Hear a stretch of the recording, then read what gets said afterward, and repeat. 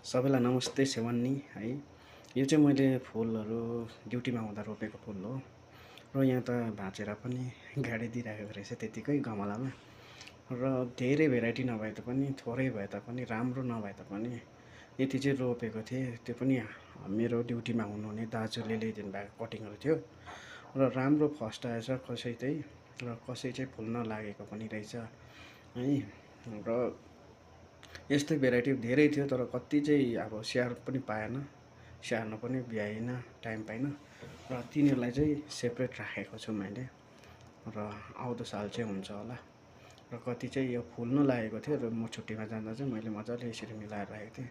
पानी पनि लगाइदिनु भएछ र यतिको चाहिँ भएछ। म छुट्टीबाट ड्युटी आउँदा चाहिँ यतिको चाहिँ भएछ।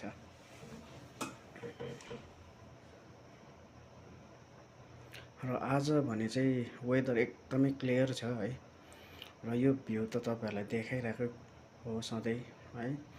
र अस्तिसम्म पानीले एकदमै सताएको थियो भनेदेखिलाई आज भने चाहिँ एकदमै चर्को घाम छ र खुलेर एकदम आँखा खुलेर हेर्न पनि सकिँदैन। आज चाहिँ यति साह्रो घाम लागेको छ कि, र लाग्नु पनि पर्छ किनभने अस्ति 2-3 दिन पानीले यति सताएको थियो र आज भने चाहिँ एकदम वेदर चाहिँ क्लियर छ, सफा छ है।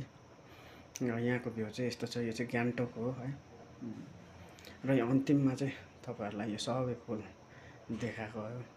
र यसो भन्दै तपाईँहरूबाट बिदा लिन चाहन्छु। धन्यवाद।